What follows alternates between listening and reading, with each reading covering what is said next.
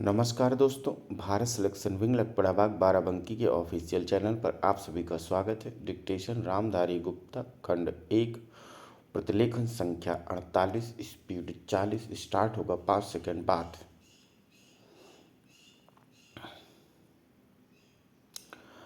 अध्यक्ष महोदय, पैसा देकर लोगों को जासूस बनाया जा रहा है।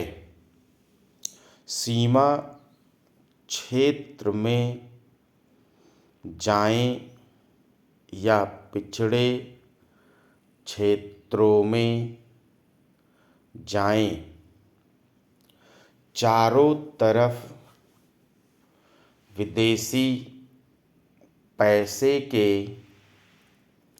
बल पर हमारे देश के साथ खिलवाड़ हो रहा है। इतना ही नहीं, विश्वविद्यालयों में जाएं तो वहाँ भी यही खेल खेला जा रहा है। गिरजा घरों में, मंदिरों में, मस्जिदों में विदेशी पैसे के बल पर अपना प्रभाव जमाने की कोशिश हो रही है। यह समस्या किसी एक पार्टी की नहीं है, यह राष्ट्र की समस्या है। आज सदन में वित्त मंत्रालय की मांगों पर बहस हो रही है। भारत सरकार के हर विभाग का वित्त मंत्रालय से संबंध होता है।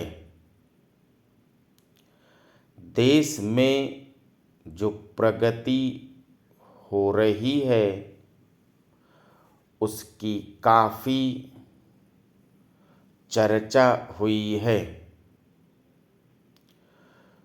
जो प्रगति हुई है वह चारों ओर दिखाई पड़ रही है। कम से कम रेल विभाग में तो काफ़ी प्रगति दिखाई पड़ रही है। रेलों में अब भीड़ कम होती है। बिजली का भी काफ़ी विकास हुआ है, लेकिन देहातों की तरफ हमारा जो दृष्टिकोण है उसको देखकर कुछ स्पष्ट होता है। अभी जो जनगणना हुई है उसको देखने से मालूम होता है कि शहरों की जनसंख्या अधिक बढ़ी है। आज देहातों से लोग शहरों की तरफ आ रहे हैं। हमारे राष्ट्रपिता ने कहा था कि लोग देहातों में बसें, देहातों के जीवन को पवित्र करें, लेकिन स्वराज के 55 वर्ष बीत जाने के बाद भी देहातों की तरफ न जाकर शहरों की तरफ लोग आते जा रहे हैं। इस प्रकार इस प्रश्न पर हमको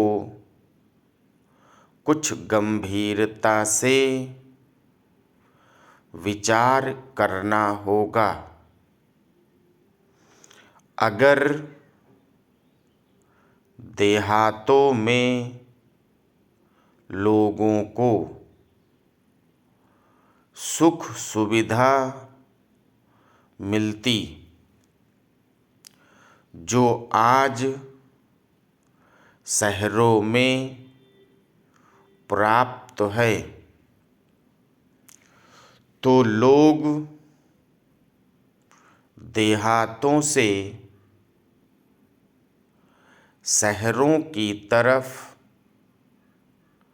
न दौड़ते, बल्कि शहरों से देहातों की तरफ जाते। देहात के जीवन में दो प्रकार की चीज़ें थी। एक तो जमींदारी प्रथा थी और दूसरे वे लोग थे जो रुपये का लेन देन करते थे। जमींदारी प्रथा समाप्त हुई। इससे लोगों को कुछ राहत मिली। जहाँ तक रुपये के लेन देन का प्रश्न है, पहले 25% तक का ब्याज लिया जाता था। उसमें अब कुछ कमी अवश्य है, लेकिन कहीं कहीं तो अभी भी उतना ही ब्याज लिया जाता है, जिससे कर्ज लेने वाला उनके चुंगल से नहीं निकल पाता। सरकार भी अब उचित दर पर कर्ज देने लगी है। इस वजह से कहीं कहीं पर साहूकारों के ब्याज की दर में कमी आई है।